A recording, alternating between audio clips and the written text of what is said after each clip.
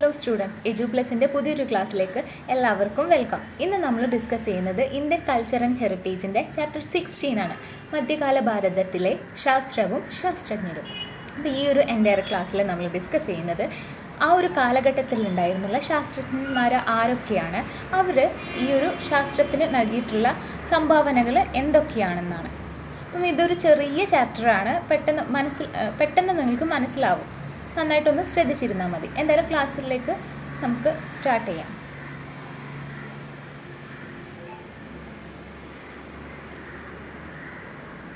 മധ്യകാലഘട്ടത്തിലെ ശാസ്ത്രത്തിൻ്റെ വളർച്ച.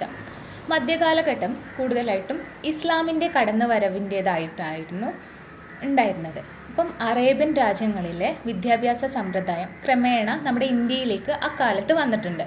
ഇതിൻ്റെ ഭാഗമായിട്ട് മദ്രസകൾ നിലവിൽ വന്നു ഇന്ത്യയിൽ. ഇപ്പം മുസ്ലിം ഭരണാധികാരികളുണ്ടല്ലോ അന്നത്തെ, അവർ പ്രാഥമിക തലം, നമ്മുടെ ചെറുപ്പം പ്രൈമറി സ്കൂൾ മുതലേ പാഠ്യപദ്ധതി പരിഷ്കരിക്കാൻ ചില പ്രധാനപ്പെട്ട വിഷയങ്ങളും ഉൾപ്പെടുത്താനും ശ്രമിച്ചിട്ടുണ്ട്. എക്സാമ്പിൾസ് ആണ് ഞാൻ പറയുന്നത്. ഗണിതശാസ്ത്രം, അളവുശാസ്ത്രം, ജ്യാമിതി, ജ്യോതിശാസ്ത്രം, അക്കൗണ്ടൻസി, പൊതുഭരണം എന്നീ കുറച്ച് വിഷയങ്ങളും കൂടുതൽ അവർ ഉൾപ്പെടുത്താൻ ശ്രമിച്ചു.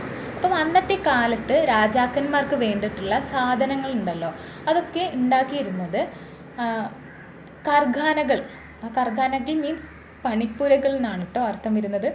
അപ്പോൾ അവയിലായിരുന്നു കൂടുതലും സാധനങ്ങൾ ഉണ്ടാക്കിയിരുന്നത്. അപ്പം അങ്ങനെ ഒരു വർക്കിംഗ് പ്ലേസ് ഉണ്ടായപ്പം അവിടെയുള്ള കൂടുതൽ ചെറുപ്പക്കാർക്ക് തൊഴിലവസരങ്ങൾ കിട്ടി.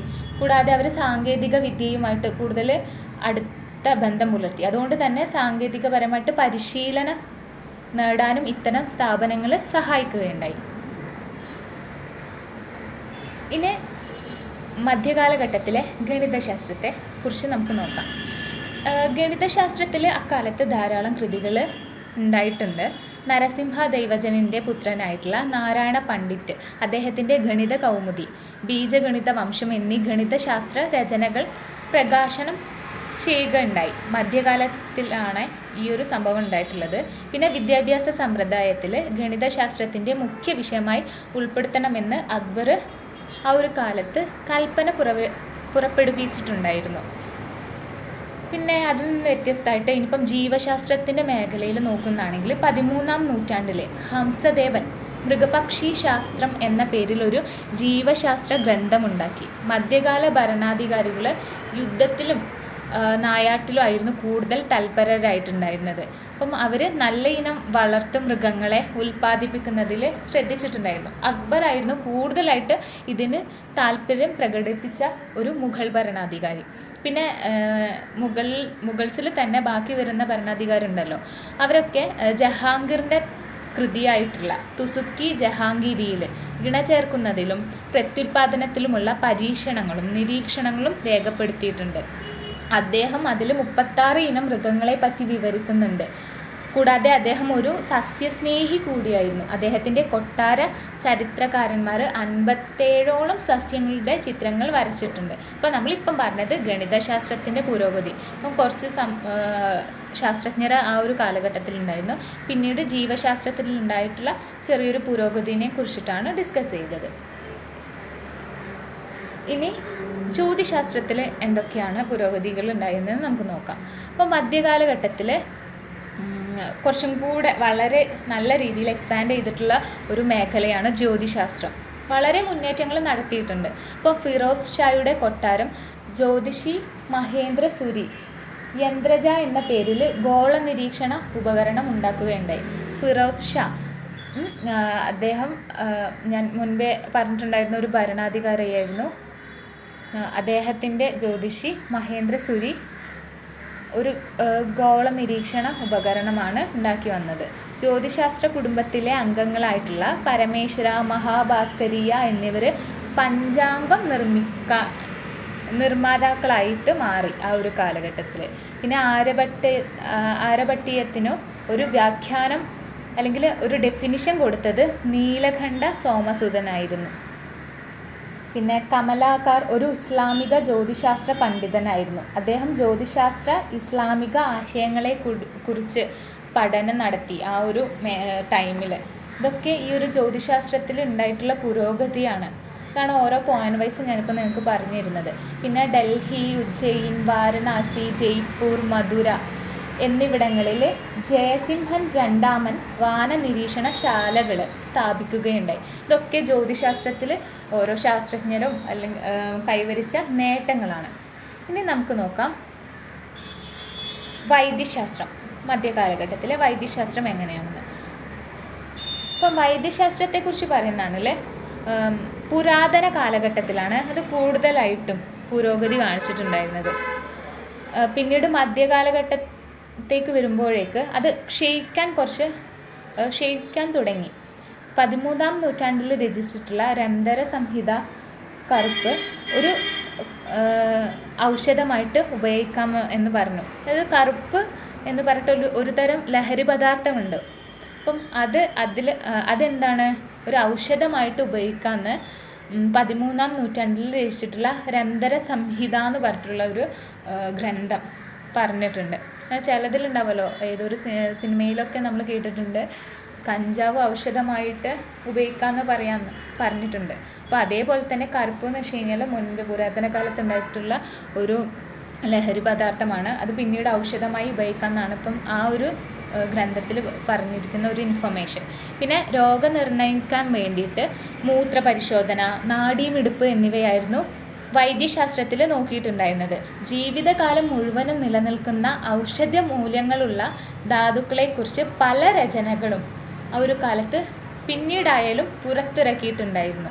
പിന്നെ ഇന്ത്യൻ വൈദ്യവും അറബി പേർഷ്യൻ വൈദ്യവും കൂട്ടിയോജിപ്പിച്ചിട്ട് ഹക്കീം ദിയ മുഹമ്മദ് മജ്നി ഇ ദിയ എന്നൊരു ബുക്ക് എഴുതിയിട്ടുണ്ട്. അപ്പോൾ അതിൽ കൂടുതലും വൈദ്യശാസ്ത്രത്തെക്കുറിച്ചിട്ട്, ഇന്ത്യൻ വൈദ്യശാസ്ത്രത്തെയും അറബി പേർഷ്യൻ വൈദ്യശാസ്ത്രത്തെക്കുറിച്ചിട്ടുമാണ് ഈ ഒരു മജ്നി ഇ ദിയ എന്ന ബുക്കിൽ കൂടുതലായിട്ടും പരാമർശിച്ചിട്ടുള്ളത്.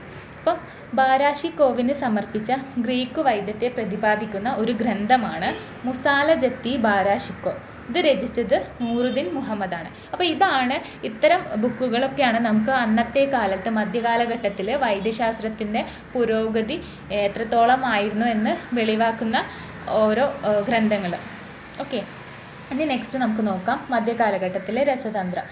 മധ്യകാലഘട്ടത്തിലെ രസതന്ത്രത്തെക്കുറിച്ച് പറയുന്നതാണെങ്കിൽ അതിൻ്റെ തുടക്കം സംഭവിച്ചത് കടലാസിൻ്റെ നിർമ്മാണത്തിലൂടെയാണ്.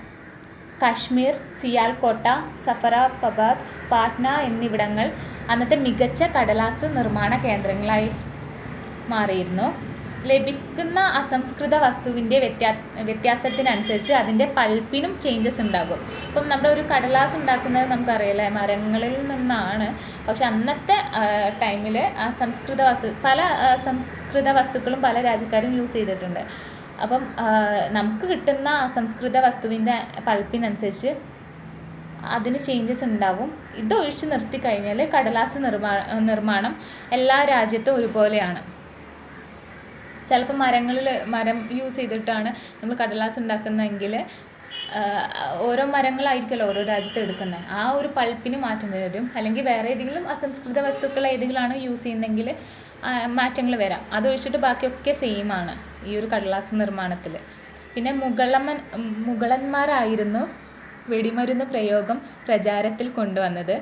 രസതന്ത്രത്തിൻ്റെ മറ്റൊരു പ്രയോഗമാണിത്, വെടിമരുന്ന് നിർമ്മാണമൊക്കെ. അന്നത്തെ ഇന്ത്യയിൽ കരകൗശല വിദഗ്ധർക്ക് വെടിക്കോപ്പ് എങ്ങനെ ഉണ്ടാക്കണമെന്നും അതിനെന്തൊക്കെ സാങ്കേതിക വിദ്യ യൂസ് ചെയ്യണമെന്നും അറിയാമായിരുന്നു. പീരങ്കികളിൽ മരക്കരി, ഗന്ധകം, വെടിയുപ്പ് എന്നിവ ഉപയോഗിച്ച് പോന്നു ആ ഒരു കാലഘട്ടത്തിൽ.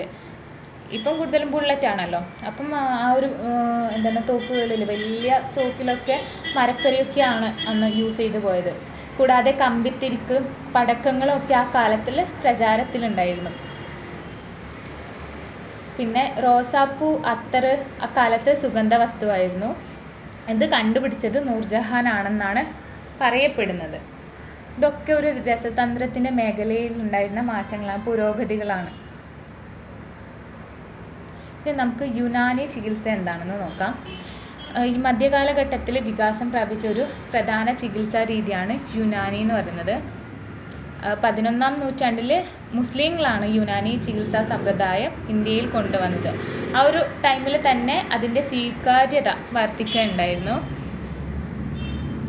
അപ്പം ഈ ഒരു യുനാനി ചികിത്സാ രീതി കൂടുതലായിട്ടും എന്താണ് രണ്ട് ഗ്രീക്ക് ഔഷധ സമ്പ്രദായത്തിൻ്റെ നമ്മുടെ ഇന്ത്യ ഔഷധ സമ്പ്രദായത്തിൻ്റെ ഒരു കൂടിക്കലർച്ച കൂടെയാണ്.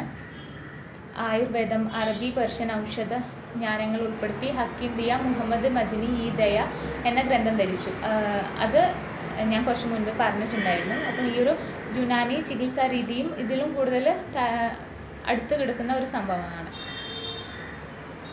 ഇതിപ്പോൾ ഇത്രയേ ഉള്ളൂ, ചെറിയൊരു ചാപ്റ്ററാണ്. അപ്പം നിങ്ങൾക്ക് എല്ലാം മനസ്സിലായെന്ന് വിശ്വസിക്കുന്നു. എന്തായാലും ഇനിയൊരു അടുത്ത ക്ലാസ്സിലേക്ക് നമുക്ക് കാണാം. അതുവരെ ബൈ.